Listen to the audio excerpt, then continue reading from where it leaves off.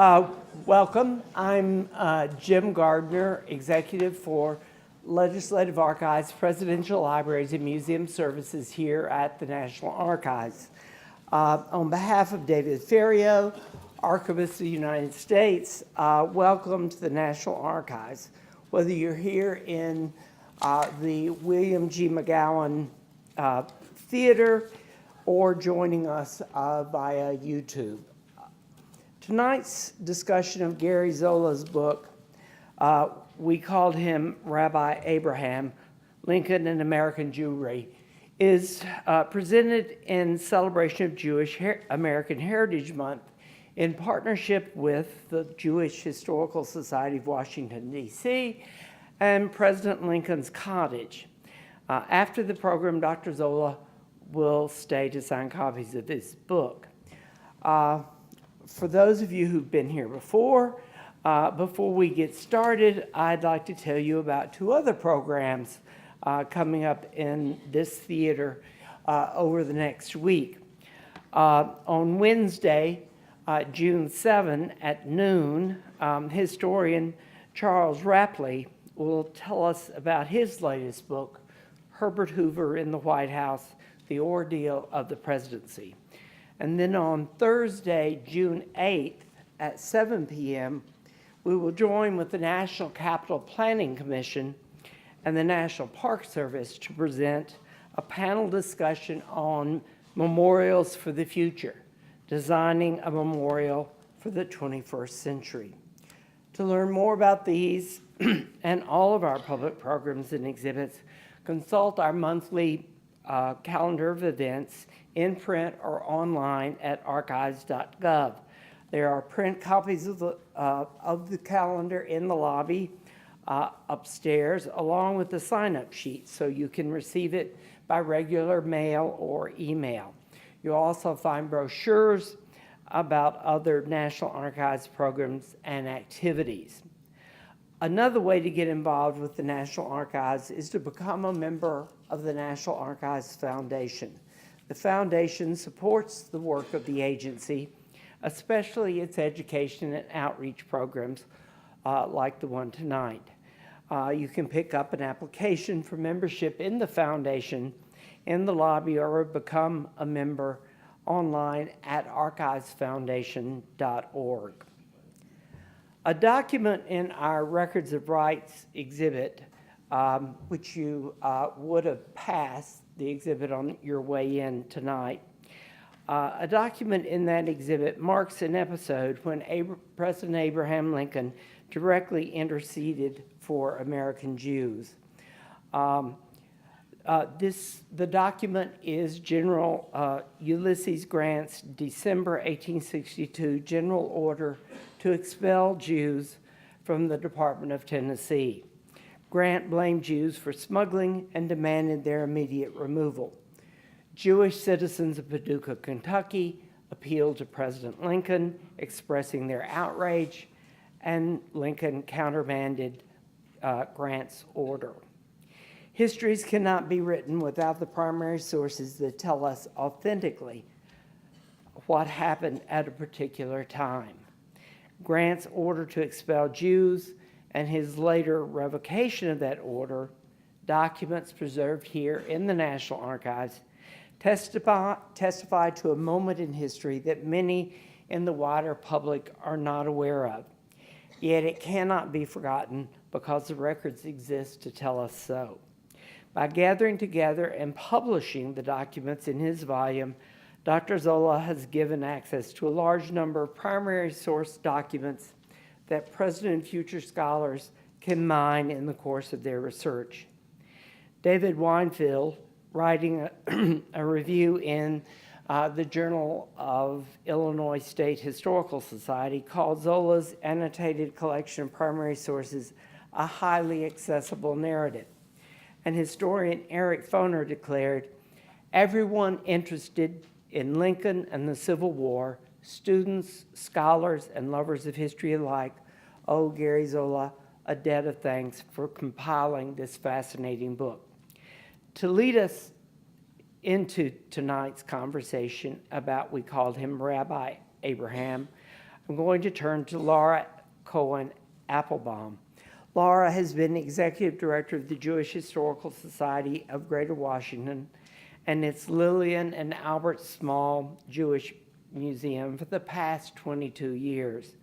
The museum is a steward for the historic 1876 Adas Israel Synagogue on 8th Street, and under Laura's leadership has played a growing role in preserving and presenting the important role of the Jewish community in metropolitan DC. Ladies and gentlemen, please welcome Laura Cohen Applebaum.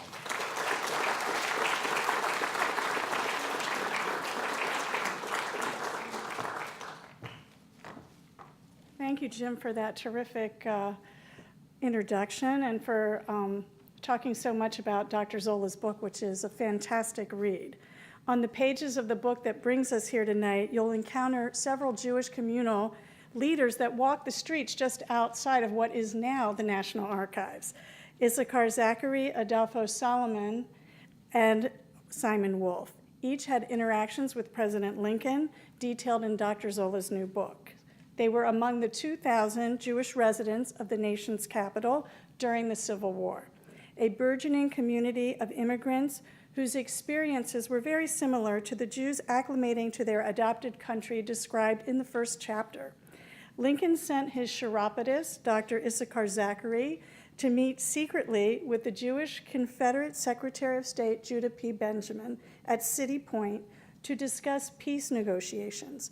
This is a meeting first documented documented with the primary source material in Dr. Zola's research for the first time. And David McKenzie, who was on our staff at the time, went into the Confederate States of America's papers at Gary's request to find the document that you'll find in the book. His book addresses key issues debated and strategized about around the corner at 6th and Pennsylvania in Adolfo Solomon's bookshop, which served as a salon for intellectuals in the city. Among the issues was then the open issue of whether a rabbi could serve as a military chaplain. A young lawyer, Simon Wolf, later president of Washington Hebrew Congregation, successfully pleaded clemency from President Lincoln for a Jewish soldier who had gone AWOL to visit his mother's deathbed. After the war, Wolf and Solomons invited their friend, President Ulysses Grant, to attend the dedication of Adas Israel's first synagogue, thereby making Grant the first sitting president to attend a synagogue service, perhaps in atonement for General Orders Number 11 that Jim talked about. Our organization proudly preserves this special shoal, which is going to be moved twice before reaching a final destination where we'll build an adjacent museum. We hope to tell some of the stories you'll hear tonight in that new museum. On behalf of the Board of Directors of the Jewish Historical Society, I want to thank the archivists and the staff here at the National Archives, especially Susan Clifton, for partnering again with us our 5th year of partnership for Jewish American Heritage Month. I want to thank our donors that make Dr. Zola's visit possible, David Bruce Smith, Brenda and Paul Pascal, and Dr. John and Sandra Willen. And I also want to acknowledge the presence of our president, Russell Smith. Dr. Zola is also an ordained rabbi, and his presence has led to a room full of esteemed clergy.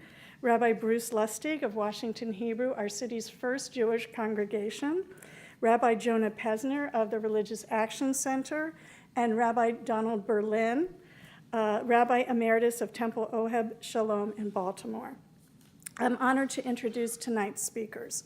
Dr. Gary Zola is the Executive Director of the Jacob Rader Marcus Center of the American Jewish Archives and is the Edward M. Ackerman Family Distinguished Professor of the American Jewish Experience and Reform Jewish History at Hebrew Union College, Jewish Institute of Religion in Cincinnati. The AJA is the world's largest freestanding research center dedicated solely to the study of the American Jewish experience. A prolific author, Dr. Zola has written and lectured extensively on a vast array of topics exploring the American Jewish experience. In fact, he just returned from teaching in Haifa, Israel. He has served on nationally important commissions to commemorate the 350th anniversary of Jewish life in America, as well as the Lincoln Bicentennial Commission. He has been a force behind the National Steering Committee for Jewish American Heritage Month. Internationally, he serves on the U.S. Commission for the Preservation of American Heritage Abroad. Dr. Zola will be joined in conversation by Erin Carlson Mast. Erin is the executive director of President Lincoln's Cottage, where her work includes everything from historical research to site development to curation of award-winning exhibitions. For those who haven't been, you're missing out on a great site. It's where Lincoln had his summer retreat and drafted the Emancipation Proclamation. It has a not-to-be-missed museum and a historic site with cutting-edge interpretation. A current exhibition, American by Belief, is incredibly timely. It introduces to the public Abraham Lincoln's little-known immigration policies. It's now my pleasure to invite Dr. Gary Zola and Erin Carlson Mast to the stage.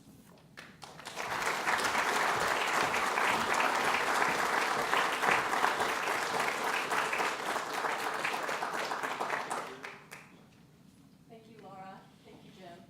Thank you all for joining us here tonight. And thank you especially, Dr. Zola, for being with us. It's a pleasure.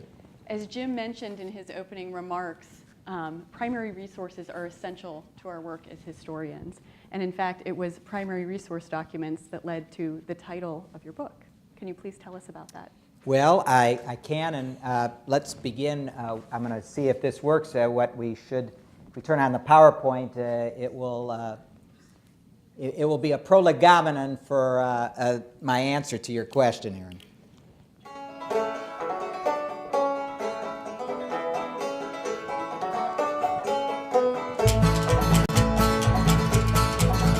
We are coming, Father Abram, 300,000 more, from Mississippi's winding stream and from New England's shore. We leave our plows and workshops, our wives and children dear, with hearts too full of utterance, with but a silent tear. We dare not look behind us, but steadfastly before. We are coming, Father Abram, with 300,000 more. We are coming, coming, our union to restore. We are coming, Father Abram, with 300,000 more.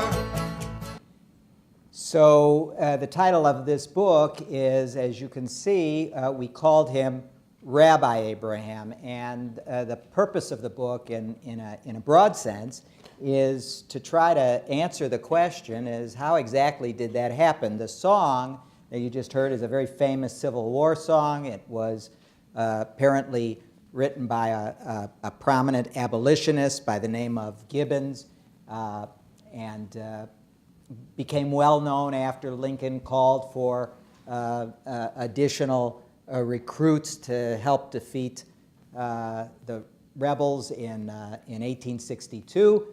And Lincoln became known by this terminology, Father Abraham. So the whole military, or many in the military, were referring to him as Father Abraham. And my question is how did he become known as Rabbi Abraham? And that came from really this really remarkable document. And I usually use this as the sockdologer, Erin, you know, as the dramatic conclusion, but we'll start right off with it. The person you're looking at is actually the uncle of Supreme Court Justice Brandeis. Mm-hmm. And in fact, some of you who know that Brandeis middle initial was Louis D. Brandeis, and that's because he took his uncle's name to honor him. So when I was looking at eulogies, I went to Louisville and I saw in the secular press the entirety of Dembitz. He was a delegate at the 1860 presidential convention, and they let him give the eulogy in 1865, and it was reproduced on the newspaper, in the newspaper. And when I read the opening lines, I couldn't believe my eyes, and this is what it said. He opens his eulogy with the words, "Friends, you often called him jocosely," which is a $25 word for humorously. "You often called him jocosely Rabbi Abraham, as if he were one of our nation. as if he was of the seed of Israel. But in truth, you might have called him Abraham, the child of our father Abraham. For indeed, of all the Israelites throughout the United States, there was none who was more thoroughly fitted to the ideal of what a descendant of Abraham ought to be than Abraham Lincoln. Well, this taught me right away that while the nation may have been referring to him, or many, as Father Abraham, the Jews were, at least in Louisville, Kentucky, and I suspect elsewhere, were already in entre nous referring to him as Rabbi. My question was, why? Mm-hmm. So you had that question. There are so many volumes written on Abraham Lincoln. He is by far one of the most written about human beings in human history. And you have found the unicorn. You found new material to bring to light. What inspired you to write this book? What were those new stories you found, some of them, and which maybe was even one of the most surprising? Well, I'll tell you, what brought me to write the book is not quite as noble, but I'll tell you, and then I'll get to some of the good documents that I found. I was involved in helping the nation to celebrate the 350th anniversary of Jewish life in this country, and I had just become the director of the American Jewish Archives, and I was motivated to do this because my predecessor, the distinguished scholar, historian Jacob Rader Marcus, was very involved in the celebration of the tercentenary 50 years earlier. So I was just following in his footsteps, hoping in a small way to live up to what he would have wanted me to do. And after that experience, frankly, I had an opportunity to meet many wonderful people here at the National Archives. I met people at the Library of Congress. I enjoyed the experience, and I was involved in a commission related to this experience. And someone on the commission said, "Are you going to be on the Lincoln Commission?" And I said, "I don't know a thing about it." So they said, "Well, you should be on it, Zola. It'll be very interesting. And there's a whole story about Lincoln and the Jews." Right. And I said, "Well, how do you get involved in it?" And he said to me, "Well, just write to your governor and have your governor appoint you to the Academic Advisory Commission from Ohio." Simple as that. Well, I happened to know the governor at the time, so I asked if I could be appointed, and lo and behold, there I was. And at the very first meeting of this Academic Advisory Council, suddenly I found myself in a room with people like Doris Kearns Goodwin and many of the scholars who were writing books on Lincoln at the time, and people were introducing themselves one to the other, and finally it comes to me, and I'm thinking, oh my gosh, what am I going to say? Because I don't know a thing really about Lincoln, and I had not planned to write anything at all. I mean, I did come from Illinois, but I didn't think that was going to impress them. So I just mustered every bit of courage I could, and I said, "My name is Gary Zola. I direct the American Jewish Archives." I told them what it was, and I said, "I plan to do everything I can to teach the American Jewish community about the story of Abraham Lincoln and the Jews," which was all sincere and true.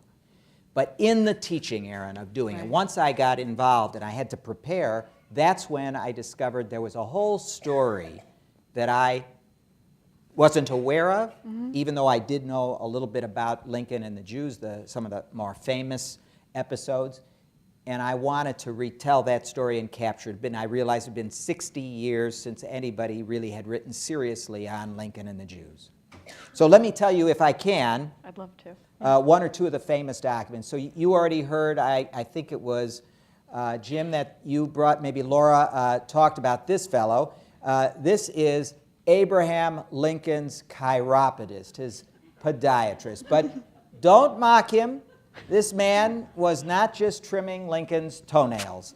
He was a remarkable human being, came here from England, and probably was able to meet Lincoln because he was a very capable podiatrist, and he was able to give some of the high military echelon some comfort in their feet.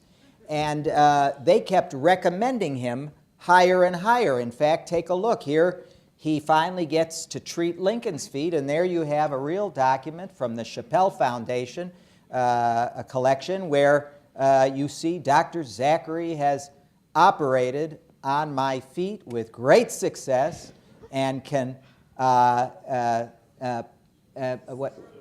considerable addition to my comfort. By the way, the important thing is the date on that. You know, that's September 22nd, and I make mention of that in the book. You know, that's the date that the Emancipation Proclamation, the preliminary emancipation, was issued. So you wonder, you know, what was Lincoln's day like? You know, I mean, he was amazing. You know, but nevertheless, now to go on, I think Laura did mention this, and that is that Zachary was really a person of some caliber, and there are many documents which will demonstrate and prove, I've reproduced many of them in the book, that Lincoln took him seriously. He was a thoughtful person, and he had ideas, and Lincoln and Seward and Stanton all had regard for this man. He was not a buffoon. Right. He was ambitious, and he could be a little bit of a sycophant, but he was an intelligent man. And as some know, throughout the course of the war, there was an ongoing discussion of whether or not we should try to negotiate a peace with the South and bring the bloodshed to an end, or whether there should be unconditional victory. And as some people who study Lincoln know, this is something that seemed to, he dabbled with this, and every time the opportunity came to negotiate, he would eventually back away from it. But apparently, I can't tell the whole story because we'll get to only a small area if I get too involved in every story. But Zachary actually arranges for a meeting with the brains of the South, Judah P. Benjamin. And although we have always known that there was a desire for these two people to meet, there was never any concrete evidence, any documentary evidence that the two had actually met and discussed the peace plan, a peace plan. Right. And you're looking at, right now, an image from the Library of Congress. This is the actual document which David McKenzie, I don't know, is David in the room? If he's not, Laura introduced him to me, and I tried to offer suggestions. And of course, the secret is the letter is where it was buried someplace where it shouldn't have been. And probably because I was a bad researcher, I sent him to the wrong area and ends up finding this letter. But as you can see, I'll just blow up this one layer area. I can't read it from where it's sitting now, but I can tell you essentially what it says.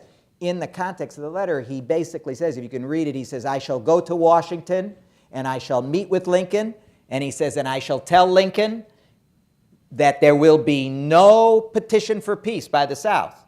And then he goes on to say, I'm going to try to talk sense into Lincoln on your behalf and tell him to negotiate peace. And he says, at the last little area that I've blown up, he says, I cannot explain. He says, I don't know what brought us together ultimately, what it was, but maybe it'll be for something good.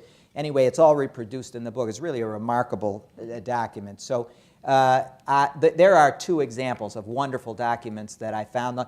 And by the way, I want to give credit to the Southern Illinois University Press for publishing the book the way it appears. If people enjoy it, then it's their credit, not mine, because when I submitted the manuscript originally, Erin, I submitted it as a narrative history with just some documents in the back and an appendix, which was standard.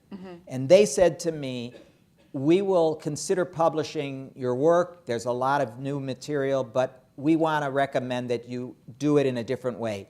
Every chapter, write about a 10 to 15 page narrative followed by documents that are illuminated, meaning by that I mean that head notes. And to tell you the truth, that was a lot more work than I had anticipated. I thought I was done. And now I had to go back and really reorganize it. And I probably, to tell you the truth, probably wouldn't have done it had I known how much work it was ultimately going to be, but I, in my mind, thought, okay, well, this isn't going to be so hard. I'll just, I'll just separate what I was doing, and I'll bring the documents to the back of the chapters, blah, blah, blah. Anyway, it took a lot longer, but if you like it, then it is to their credit, because it was their idea to say, make it very broad in its usage. Make it so that people who just want to read the narrative can read the first 15 pages of every chapter. They don't have to worry about the documents, but people, students, others who want to really see these interesting documents that you've uncovered, go ahead and put those at the back of each chapter and illuminate them, meaning put head notes on them. So that's how it happened. It's so much more satisfying than footnotes, because you actually can dive into those primary source documents, and it makes it really enjoyable on a whole new level. So I'm glad they talked you into doing it that way. Well, you gave a couple examples of Lincoln's interactions with Jewish Americans. And Abraham Lincoln was the first president to regularly interact with Jews prior to arriving at the White House. The influx of immigrants creates, there was a major shift in immigration demographics that helped make that possible, isn't that right? That's right. So what made these immigrants more likely to be involved in politics? Because that also impacted Lincoln's role in politics, did it not? Right. It has been generally agreed by scholars that Abraham Lincoln probably, when he was getting ready to run for Senate, or he wanted to be chosen to be senator and by the legislature, and ultimately when he ran for president, probably knew more Jews than all of his 15 predecessors put together. But as my teacher and colleague, Professor Jonathan Sarna, says, when he was a boy, probably the only Jews he knew were those in the Bible. And so the question is, what happened between those 50 years? And in Dr. Sarna's book, I'm stealing a page just to show you what a generous scholar I am, as I'm promoting his book too. There's a whole page in which you have a description of all the different Jews that Lincoln knew, including those who were distant connections and those who were really in an inner circle. And the answer to your question, Erin, has to do with immigration. Right. You're looking at the good old Midwest, what was called in those days the Northwest Territory, or in the early part of the 19th century. And this was a period that, if you stop and think about it, when Lincoln was born in 1809, there were no major urban areas in any of this part of the world. Think about Cincinnati, think about St. Louis, think about Chicago. These places were either non-existent or barely existed. By, of course, mid-century, Cincinnati, Ohio, as an example, becomes the 5th largest urban area in the United States of America.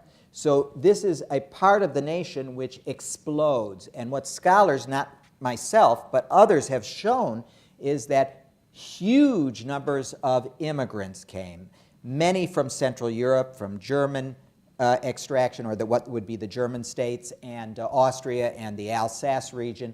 And these immigrants who came and settled here, at some point 70–80% of all those who were moving between the 1840s and the 1860s were from abroad. In that crowd were German Jews. And many of the Germans, or those, to be correct, those who came from what would become Germany, what ultimately would become Germany, the German states, both non-Jews and Jews together, many of them who came here had been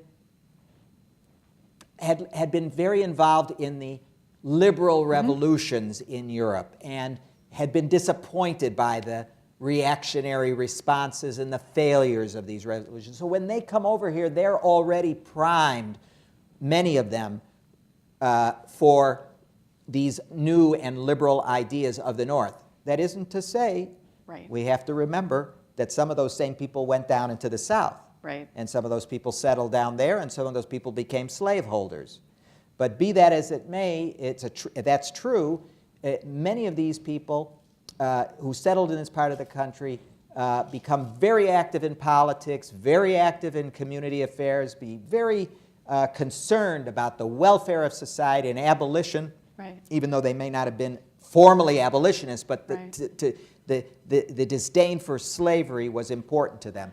And the last thing I'll say, and then we can go on, is that no American politician who, in that part of the world, who hoped to have broad communal support, national support, Right. not little regional support, would be able to do so by offending these foreigners, because there was no one else who would vote for you. I mean, Right. this was a huge part of the population. So Lincoln, among others, he wasn't the only one, but Lincoln probably was very much shaped, there's no doubt about it, by the fact that he was used to hearing people who didn't speak English perfectly. He was used to hearing people who had, seeing people who had different customs.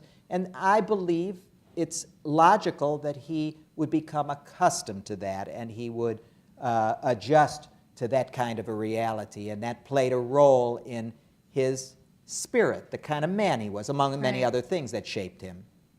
Well, and he also, I mean, we know that he bought a German language newspaper. That's right. So we know that he was trying to speak directly to them in their language in a way, and had a very different response to the immigrants than those in the Know Nothing Party. Do you want to speak to that a little bit?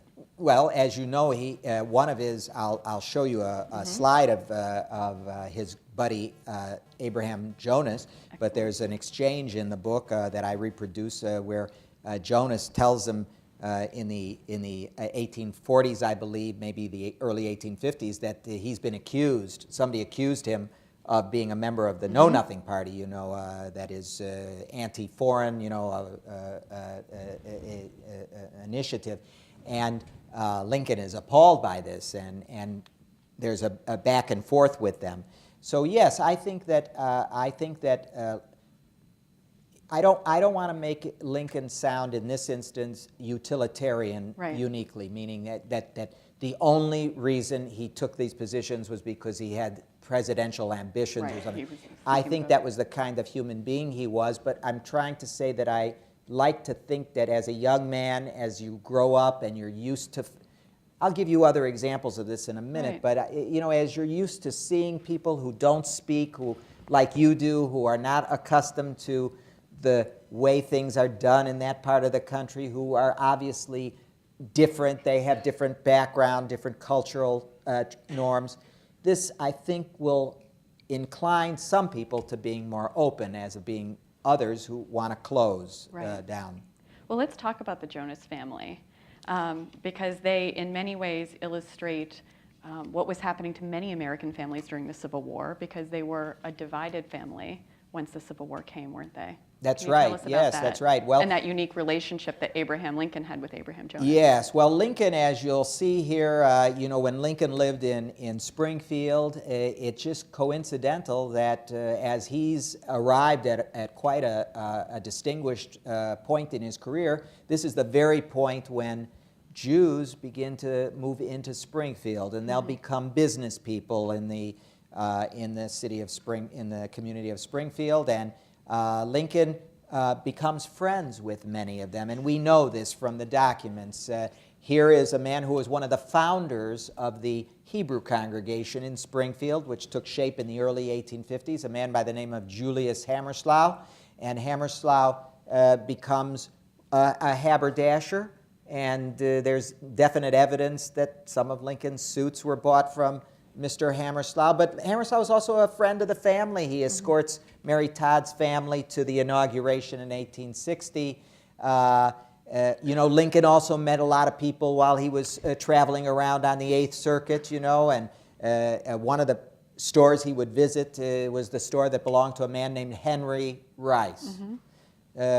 So apparently President Lincoln liked Henry Rice at least enough to endorse General McClellan's wish that Rice be appointed a sutler.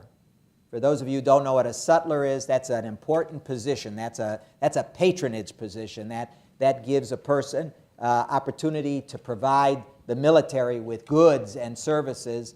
And if you have those sutler buttons or coins that enable you to do that, that's sort of like in a or something, you know. In other words, you have a special in to selling to quite a large captive audience. And here I took this picture myself. This is This is the grave. I was so happy to meet him, even though he was very quiet, Mr. Salzenstein, because I had read all about him. And then I went to Springfield to speak, and I was able to actually visit his grave, Louis Salzenstein, because there's a lot of material on Louis Salzenstein. Louis Salzenstein had a shop in a place called Athens, Illinois. Now, from those of you who are from the East Coast, I would like to educate you. I don't want you to make fools of yourself by mispronouncing the word A-T-H-E-N-S as Athens. Because then everybody in Illinois will laugh at you, because everybody knows that it's Athens, Illinois. And that's about, by car today, 25 minutes from Springfield. So he's buried in Springfield, but he had a store. And here's a picture of the store that he had. He bought the famous post office building called the Rogers Building, which was in Athens.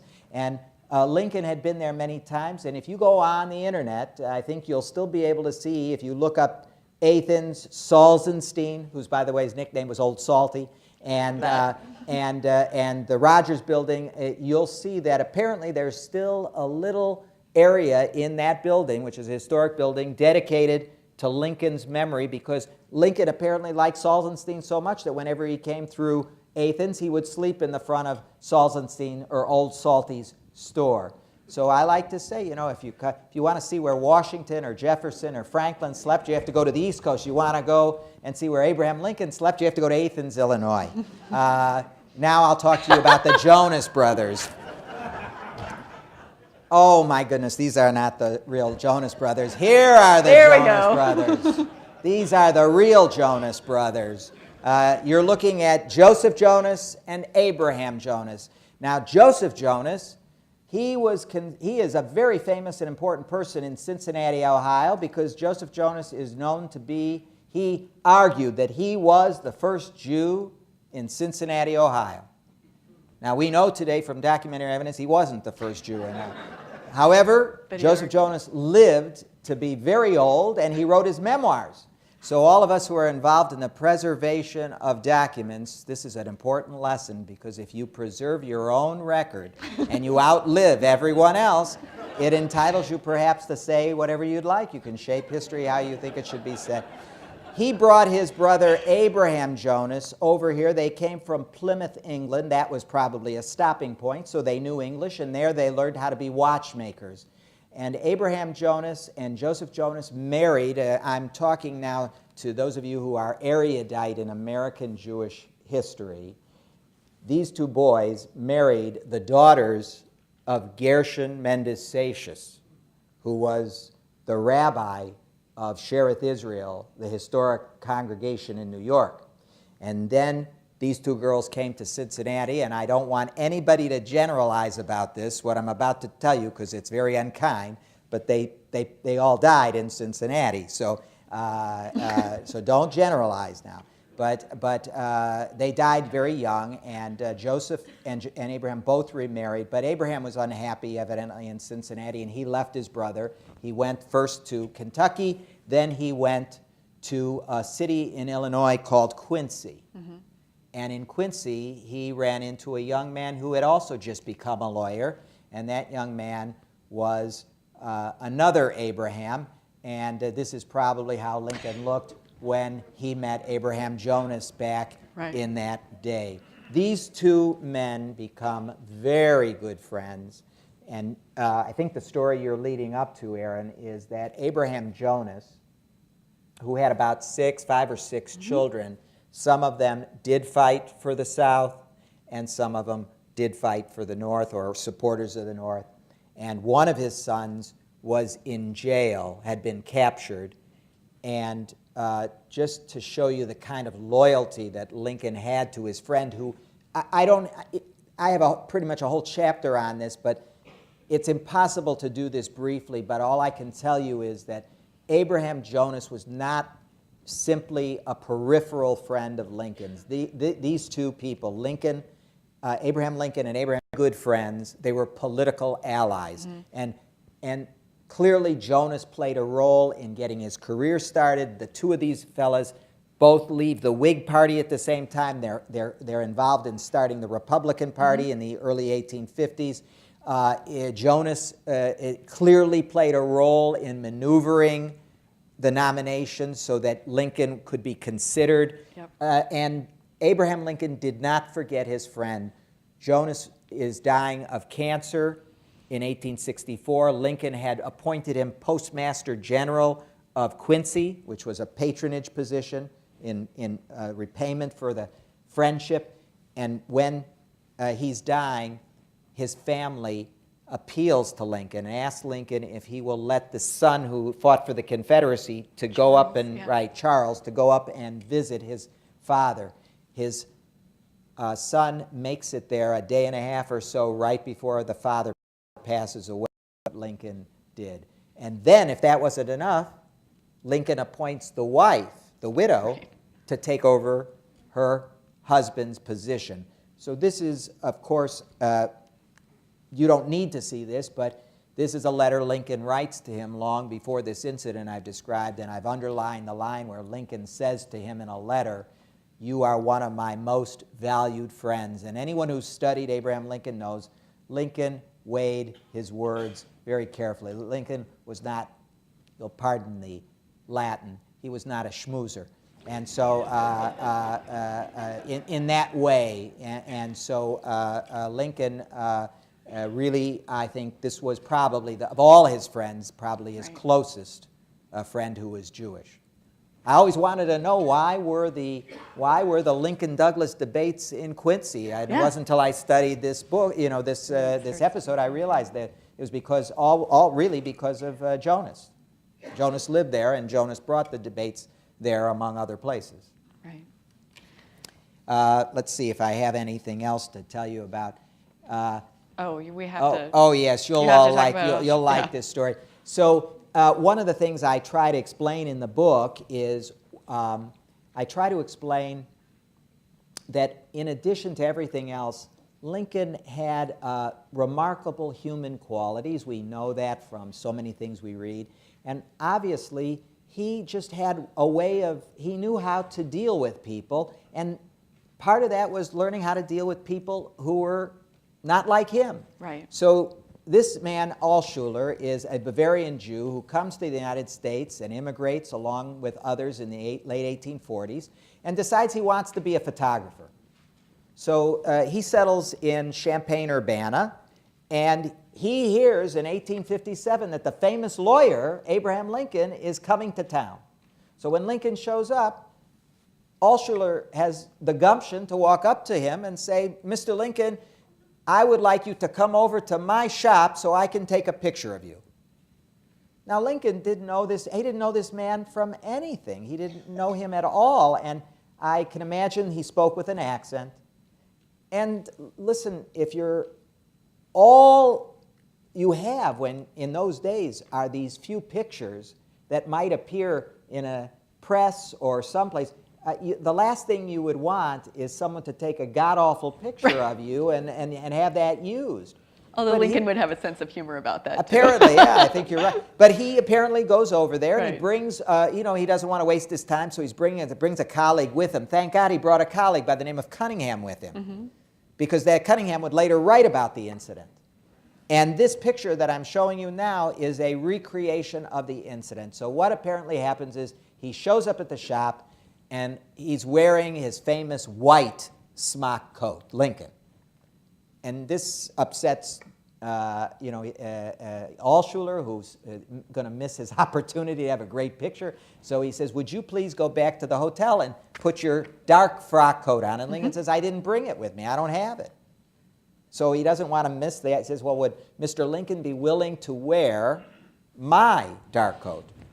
He says, "Oh, okay." So Lincoln decides he'll put on the coat, but nobody thought in advance that Mr. Altshuler was 5'6" and Lincoln is 6'4". So when Lincoln puts on the coat, his sleeves look just like this. See, and this apparently, according to Cunningham, Lincoln cannot stop laughing.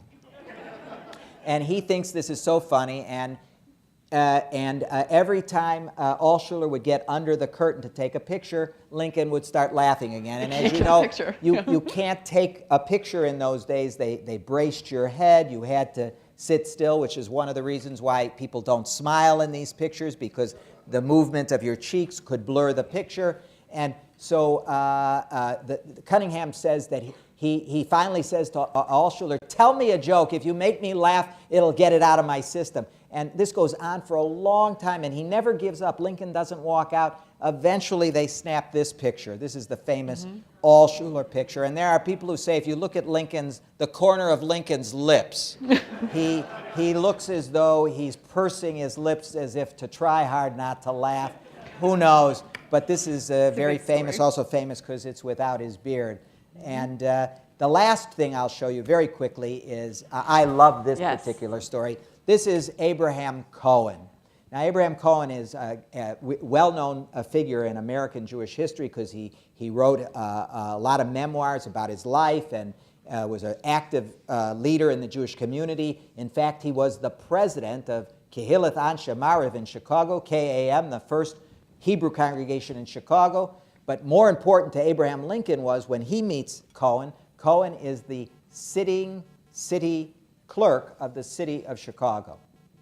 So he's a Democrat. He's not a Republican. So apparently they're introduced, and according to Cohen's daughter, Lincoln manages somehow to sweep Mr. Cohen off his feet. And evidently, according to her, they discuss the Hebrew Bible. And some of you know, Lincoln used to always say that he was not highly educated, and the few things he knew, he only knew limited things, but that which he knew he had read again and again and again. And of course, the Hebrew Bible was one such thing. Apparently, he persuaded this past president of a congregation that he had an appreciation for the Hebrew Bible. And so, according to the daughter, the Democrat becomes a supporter of Abraham Lincoln. And when Lincoln wins the election and is about to head off to Washington, people are sending to Springfield presents for the president, wishing him well. And Mr. Cohen draws on silk this colorized version, what I'm about to show you. It's a flag, and on the bars and stripes, he writes the Hebrew verses from the first chapter of the book of Joshua. Be strong and courageous, be not afraid, be not dismayed, for the Lord your God is with you wherever you go. Who knows, maybe this was a wish for Lincoln's welfare or what have you. And I actually found a glass negative in the Spertus Museum in Chicago, which they didn't even know they had. And that's how the colorized flag, that's a glass reproduction. That's all that's left of the flag. The flag, we know, hung in the White House, according to a secretary who wrote a thank you letter, but it's disappeared after Lincoln's death. But to me, it symbolizes, again, how Lincoln had this winning way with about his ability to reach out and to communicate to Jews, that he had an appreciation and openness to them.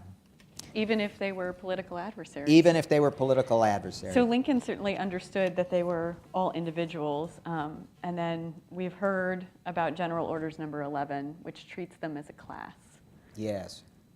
In your book, you offer several explanations for what might have happened, including a theory that involves Grant's own father. Yes. Can you please tell us what's behind Grant's order and what the public response was and Lincoln's response? Erin, here is probably the only time you'll ever hear Zola say, I'm not sure that I agree with Dr. Sarna. Because Dr. Sarna, in general, knows a heck of a lot more than Zola about almost everything. But if you haven't read it, you should read Dr. Sarna's wonderful book, which was, I think, featured here in one of these lectures a few years ago. It's called When Grant Expelled the Jews. And let me see if I can move to that document real quick. This is about the chaplaincy. We're going to skip over this because I don't know if we'll get to it. We may have to go back to it. But with Grant, we know that other generals were having these problems with, let's refer to them as profiteers, people who would go into the South, would buy up cotton or other products, then bring them back to the North. They would make profits on those, gouging people in the North, and of course enriching people in the South, or at least putting money into the economy. And there is a great story, there's no doubt it's true, and that is that his father, that is Grant's father, with two Jewish businessmen named the Mack brothers from Cincinnati, go down to Holly Springs, and they talk the father into trying to persuade the general into giving them permission to go and do this.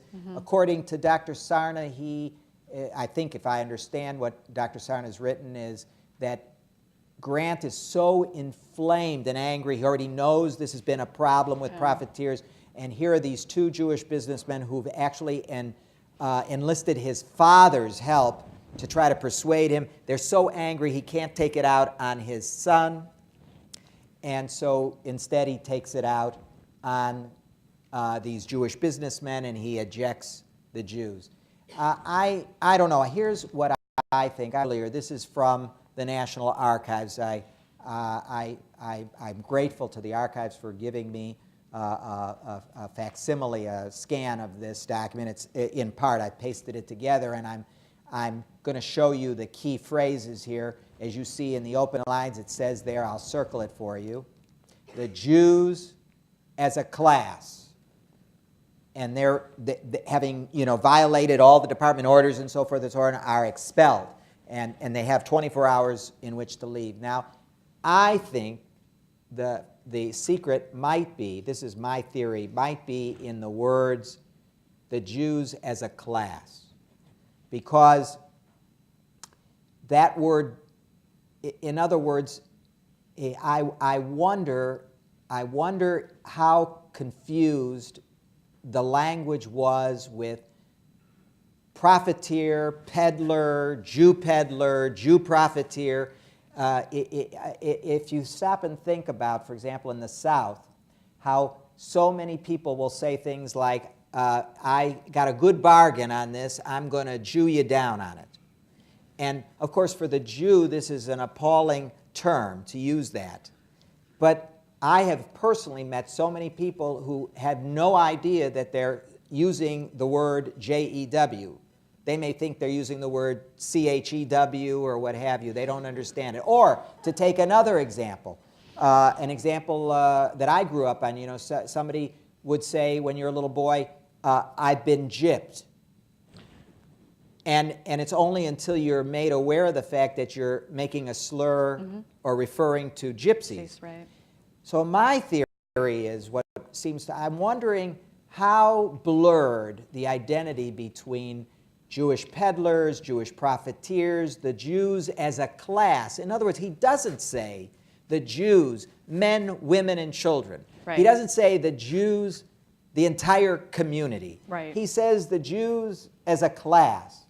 And I'm wondering, this is my question, is in his blurred mind at this time, and he later, Grant will say, I regret, if I had thought about this for 1 minute, I wouldn't have written that. Right.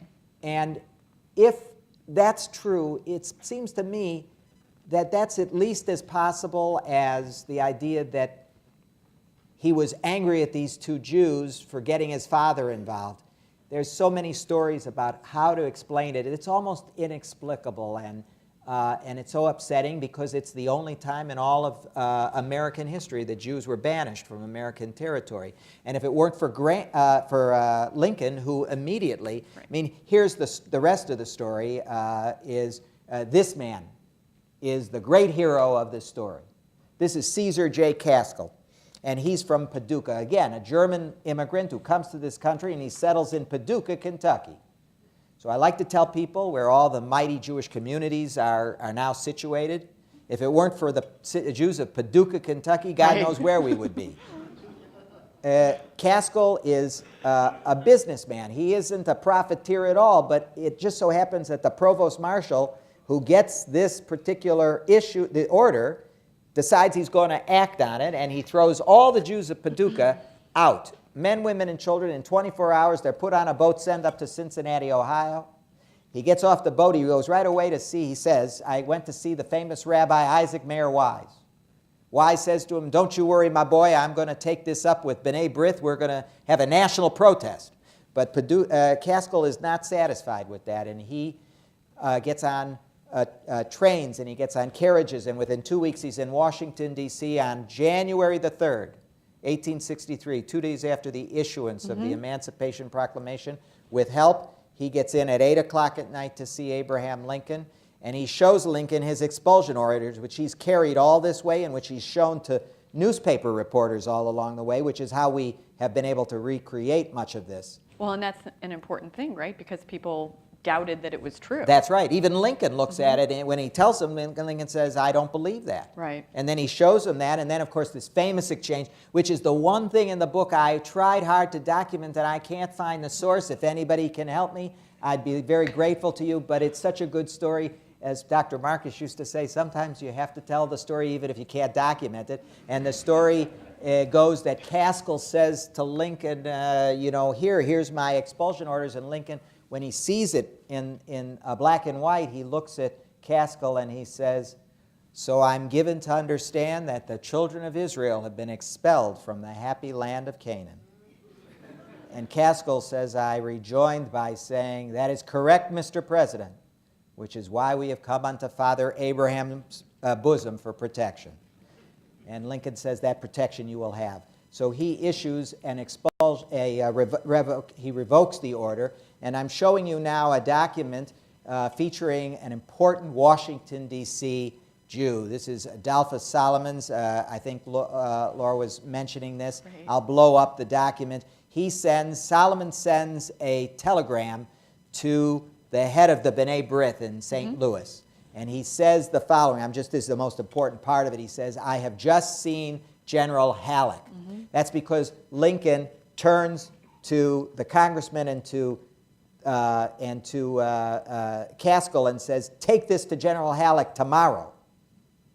And I have revoked the order. And I'm ordering him to revoke the order because he was Grant's boss.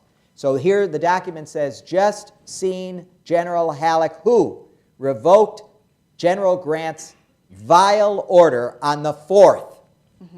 That would be the day after the 3rd, unless I'm mistaken. The day it was received here. So it was received at night, and the next day it was revoked immediately. And it took a while before. But the point is heroism is, of course, that he immediately sees the injustice of this and he revokes the order. He becomes very famous for doing that. Let's go back to the chaplain controversy, All right. if we can. Okay. Because this is one of a few instances in which the specificity of it being Christian causes the problem. So Lincoln asks Congress for a bill to raise a volunteer army for each state. The proposed bill includes a provision for regimental commanders to appoint military chaplains of, quote, some Christian denomination. That's correct. And of course, Jews had already begun enlisting, and so this becomes a major to-do. The Jewish newspapers take it up. Jews are indignant, and it becomes a huge to-do. And so in New York, there is an organization which had just recently come into existence called the Board of Delegates of American Israelites. And this board decides it will take up the mission and try to persuade. They want Lincoln to change the order, I think by executive fiat. And so they send this man, Rabbi Arnold Fischel, to Washington, D.C. This is in 1861, in the first year of his presidency. This is in December. And Fischel says he goes down to Washington. They put him up in a hotel. And on days when Lincoln was seeing patronage citizens who would come in on whatever days of the week that was, he was doing that excessively. Fischel shows up a December day, and he decides he's going to wait in line. He says to the man in front of him, he says, how long have you been here?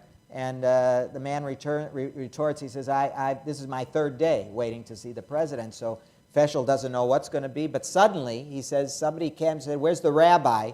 And they bring him all the way into the office, and he said he was unprepared, and suddenly he finds himself sitting in front of Lincoln. So he pulls himself together. He goes through all the documents. He makes his case. He says, he writes to his bosses who've sent him there, who've paid for him to go. And he says he asked Lincoln to change the order. Lincoln says, I want to think about it. Give me an opportunity. Come back tomorrow, and I'll see you tomorrow, and I'll give you my answer. When he comes back the next day, Lincoln is not there. He's not available. And Feschel is worried he's gotten the bum's rush. He goes back to his hotel room. Several days pass, 2, 3, 4 days pass, and he doesn't know what to do. Should he go to New York? Should he return home? They're paying for his hotel room.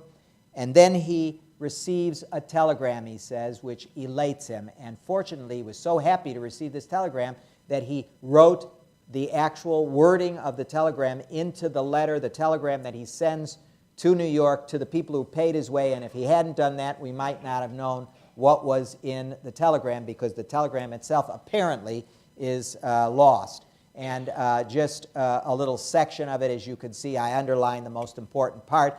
He says, Lincoln says, I'm not going to do this single-handedly. I want to work to get Congress to revamp the law entirely. I want to change the law in Congress and overturn the law that was in place. This he does succeed in doing in 5 months. And Lincoln works. I provide the document. Lincoln works behind the scenes to make sure that this happens. It's not passive. He's very active in seeing to it that that takes place. So yes, Lincoln again sees the injustice of a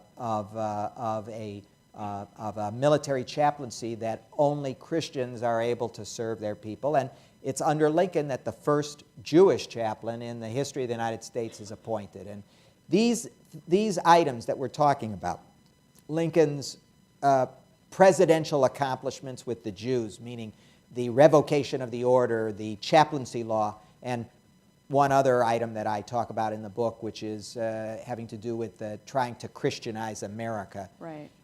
These are achievements, actions that Lincoln will take that endear him to the Jew and make him a larger-than-life figure to his contemporaries. Right.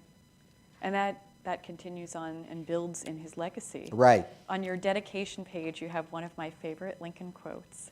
The struggle of today is not altogether for today. It is for a vast future also.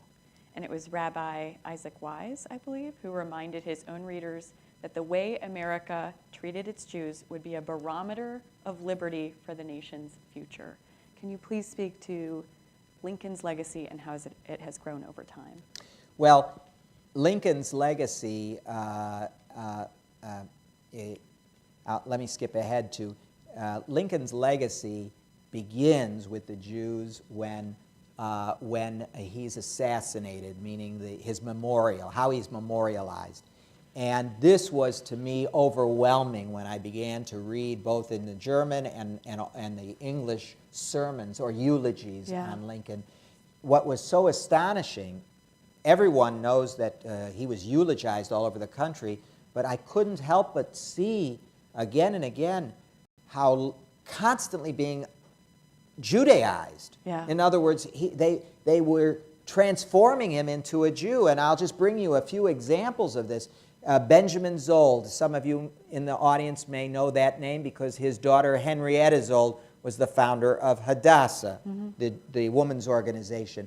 And he, in his German eulogy, he says, even while they hand him died when it comes to Blarney. And that is Isaac Mayer Wise, who will forever change history when he gets up and offers this. This is the same man who, you know, Erin, in my book I point out, didn't like Lincoln. Nope. And Not one bit. actually, literally 5 months before this eulogy, he literally in print refers to Lincoln as an idiot. Yep. But when he's eulogizing him, look what he says. He says, "Brethren, the lamented Abraham Lincoln believed himself to be bone of our bone and flesh of our flesh. He supposed himself to be a descendant of Hebrew parentage. He said so in my presence. And indeed, he preserved numerous features of the Hebrew race, both in countenance and character." which is, of course, ridiculous because everyone knows Lincoln did not have red hair. But,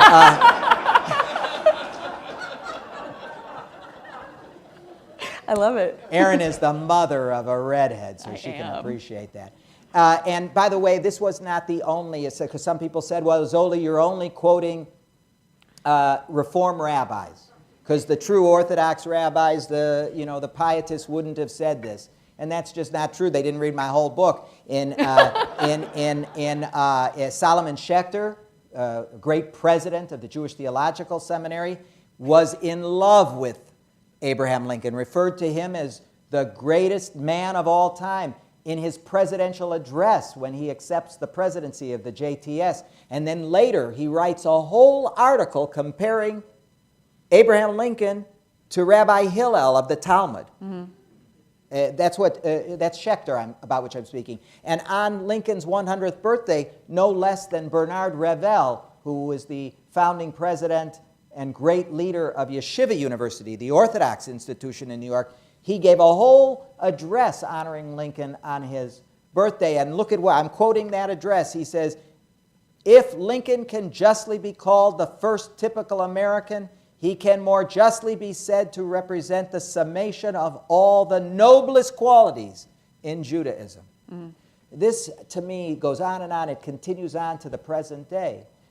It is, to me, unbelievable. Everybody embraces and wants to find a piece of Lincoln. Mm-hmm. But I think that what's really remarkable is that there's this tendency among Jews to want Lincoln to actually be, it's almost as if to say he has to have descent, his name, his everything about him, his beard. He has to be one of us. And that's what some of the people have said. And this goes on. If you don't believe me, just go home, and there's good reason not to believe me, but go home and look on the internet and just type in Lincoln and Jew, and you will come across 2 or 3 different sites which are trying to prove to you that Lincoln literally could very well have been.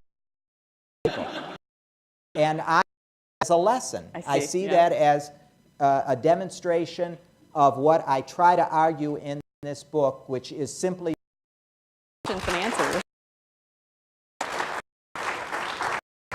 There are microphones. We will start on, looks like you're ready right here. We'll start with you. Dr. Zola, I'm a college student here in the Washington, D.C. area, and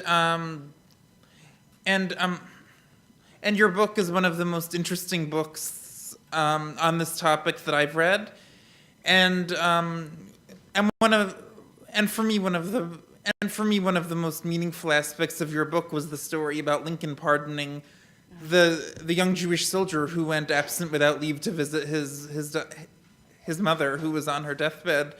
And one thing I'm wondering what your thoughts are about this. I'm wondering whether part of what motivated President Lincoln to pardon this young Jewish soldier was Lincoln's memories of his own mother passing away when Lincoln during. I'm wondering, soldier. Well, thank you for your kind words very much about my book, and thank you for a good question like that. I'll begin by saying what I'm about to say is really just an opinion, and it's not necessarily anchored in great scholarship, but I think it's common sense that most of us, all human beings, are shaped by all these experiences that we have in youth and in childhood.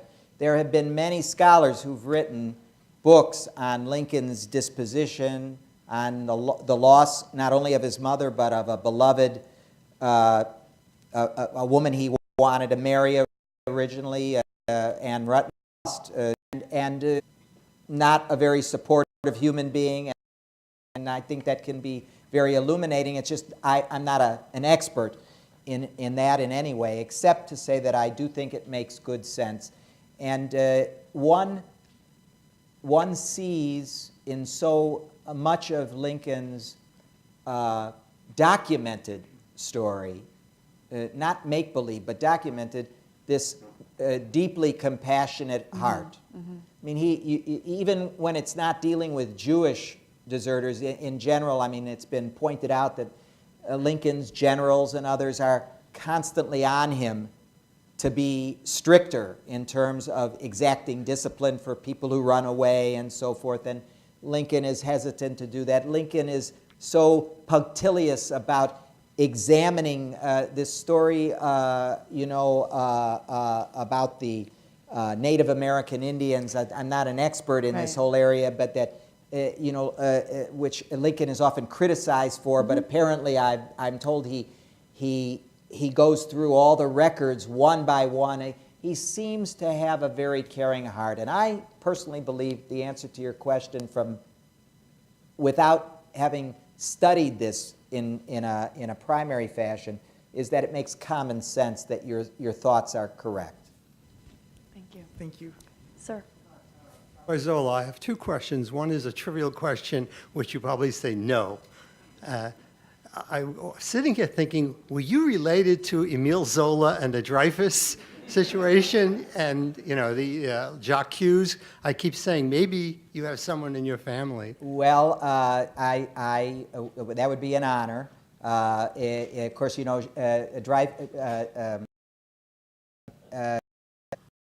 the best I can offer you is this, that my name was changed from a Russian name right around the time of the clemency for Dreyfus. Okay. And since Zlotowitz, which is one form of my name, or Zlotkov, which is another form that both appear in documents, neither which are naturally inclined towards Z-O-L-A, I theorize that possibly this was the very Jewish tradition of honoring someone non-Jewish who was heroic to the Jews, just like Alexander or Cyrus and many other Jews were given the name Zola during this period, sometimes as a middle name or a first name.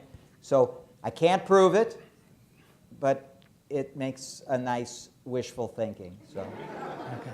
Now let me ask my deeply serious please. question. In the 1850s, a lot of the Jews, the German Jews, came from Europe, as you mentioned, and they invested a lot of their lives in things in the South. Yeah. Cotton industry, shipping. And so maybe the future Republicans, the abolitionists, felt that this is a group that's not located in the North, that's not going to allow the country to eliminate slavery and will be bad. And maybe that was in the back of Grant's father's head or whatever, or maybe Lincoln understood this, that he had enemies because of economic reasons. So in studying this, how would the Jews in New York or in Boston or in the East who were against abolition feeling about it? Because there was a very controversial time in the early 1860s. Who would go to war and who not? And if your whole career is based on investments in the South, which a lot of Jews were, so it's an economic question. Well, yeah, I'll say this. There were examples of, let's take your readers, they were in the Midwest and in the South. So I think many researchers believe that one of the reasons that Lincoln was at the very, that Wise was at the very least disinterested in war breaking out, and certainly was not going to write or get himself involved in the topic of slavery, was because so many of his readers were there. So there's an example of something like that. And there, I'm sure, were businessmen, many who fell into that category. There were also people in the North, as you know, who would like to have seen the war brought to an end and settled. Yes. And there were Jews in that group, too, who felt that enough death had taken place. So, yes, it's a complicated story. basically, I don't know if this is the question you're asking, but basically, we often would like to think, I think Jews would like to think that in the matter of slavery, in light of our Jewish history, the broader context, that we behaved in a more noble and self-conscious way in opposition to slavery. But the facts really don't bear that out. There were Jews who fought slavery. There were Jews who had slaves. And it more or less breaks down in accordance with the general population, more or less. Mm-hmm. In this way, it's in contradistinction to the civil rights era of the 1950s and 60s. Mm-hmm. In those days, the eagerness to belong, the opportunities that they found wherever they came in this country, whether it's the South or the North, overruled almost everything. And they wanted to be a part of the community in which they found themselves and which accepted them so readily. That's I hope that answers your question. Thank you. Well, and actually one of your primary source documents that I found most startling was the diary entry from Eleanor Cohen. Oh, yes. Can you tell everyone about that just briefly? Yeah. Because the language is kind of shocking, especially since it's in the wake of Lincoln's assassination. Yeah, I tried to bring a few of those. One of the, again, the press deserves credit for this. And for those of you who write books, if there are people in the room who are doing research, and I'll just say that, it's always very difficult to receive criticism from your peers and have them come back after you worked hard on something and say, why don't you do this and why don't you do that? And, you want to tell them, why don't you do something, right? But here's a case where I thought they maybe were being a little hard on me, and they wanted me to work harder in an area, and I went back, and I think it was helpful. And that was, they wanted me to show more about Jews who didn't like Lincoln during his period. And I've brought a number of documents, mm-hmm. but one of the most startling is of a young woman whose diary has survived. Her name was Eleanor Cohen. Mm-hmm. And she's from the South, I believe from Charleston, and maybe Columbia.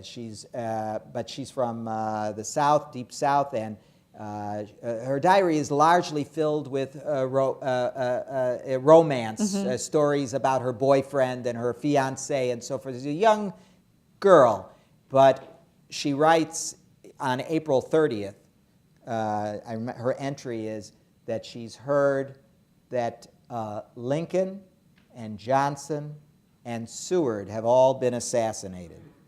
And of course that was part of what what was intended. And then she writes something, I'm going to just paraphrase, but she says, good, I hope they all rot in hell, or something like that. She expresses real disdain for Lincoln and that he deserved what he got, and he's ruined our country land. And then she goes on blithely to speak about her boyfriend again and so forth. But it does show you that there were surely Jews, and I point out there were Jews on the West Coast in California who have been documented for cheering when they hear that Lincoln was assassinated. So there were these examples, mm-hmm. but largely Lincoln quickly becomes a hero. Even in the South, it doesn't take all that long before it becomes... All right, we have time for one more question. Hi. I would like to point out that not only was President Lincoln assassinated on Good Friday, he was assassinated on Passover. And in the Peterson house, there are 16 doctors in attendance, one of whom was Charles Lieberman, who cut off a lock of his hair and presented it through the Surgeon General to Mary Lincoln. So there's a Jewish connection there in the Peterson house. I make note of that. I do in the book. I mention Dr. Lieberman. Absolutely. And a funny story is that, I don't know if you know Robert Rosen, who wrote this book. Yes, I just saw Robert Rosen this past week. Jewish Confederates. Years ago, he was giving a speech about his book at the Plum Street Temple in Cincinnati, and he's excoriating the Mack brothers. And a person gets up from the audience and says, well, I'm a descendant from the Mack brothers.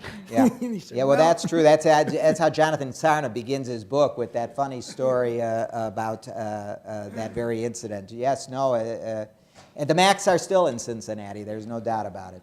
Great. But Do you have one more story that you want to share with us? I and was then gonna. we wanna give I everyone- thought I'd share. Let me go through this last. You'll forgive me on all my. We got a lot. There's two quotes that I wanted to end with. One I loved. This is from Portnoy's Complaint, and in there the lead character, the protagonist, is musing about two statues that he sees, one of Washington and one of Lincoln, and he describes them both, and he says, Washington, I must confess, leaves me cold. Maybe it's the horse that he's leaning on. At any rate, he is so obviously a goy. But Lincoln, I could cry. Look at him sitting there, so ausgemischt. How he labored for the downtrodden, as will I. You know, but the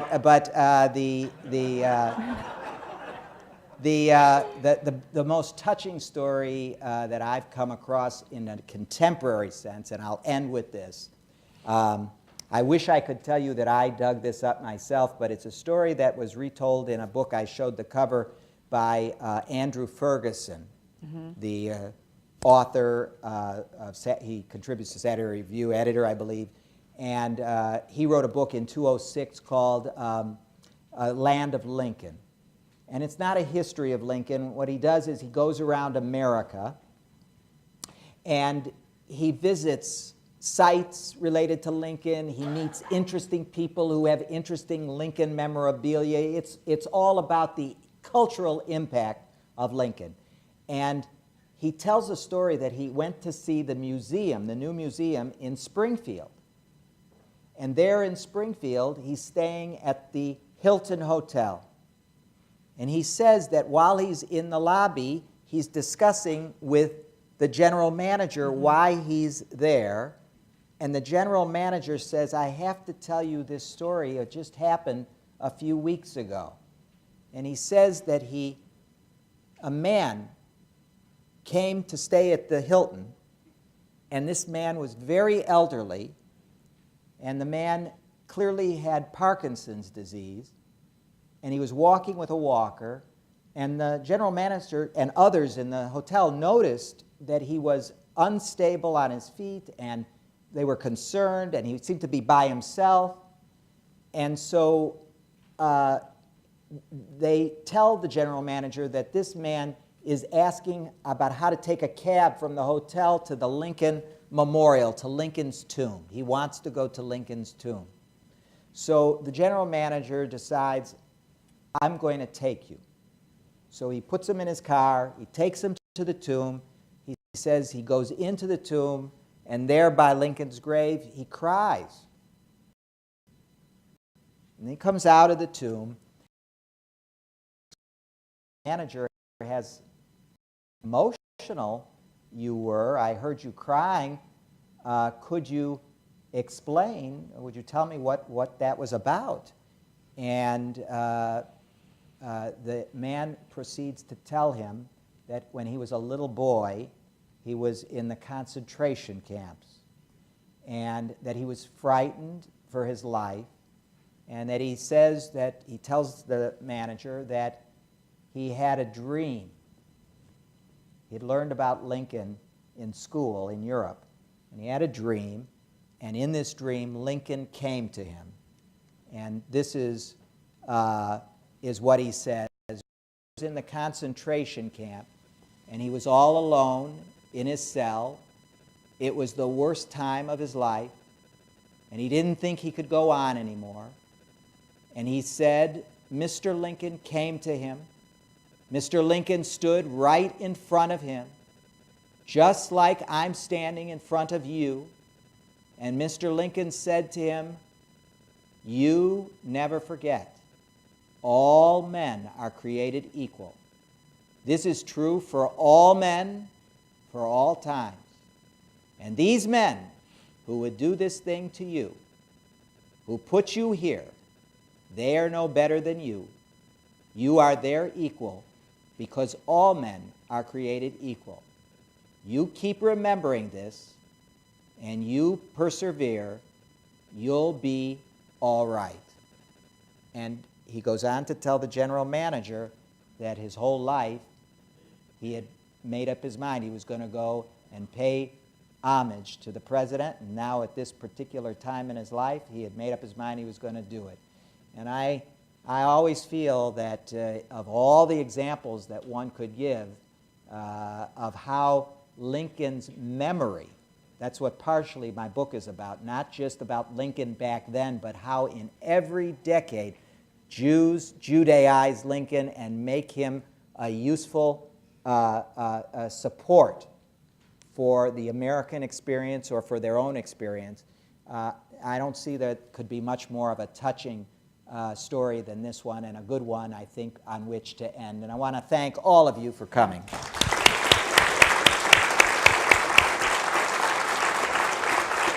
We called him Rabbi Abraham. The book is for sale right outside. I hope you buy it and join us for the book signing. Thank you so much, Gary. This was wonderful. Thank you, It was Erin. a pleasure. It was a pleasure. Wonderful. Thank you. Thank you. Thank you so much. This I was hope, great. I didn't talk over. No. I have a I'm here loquacious just to help. side. Well, you did a great job. Makes my job easier, right? Yeah. This was wonderful. It was really a pleasure. Oh, thank you so much.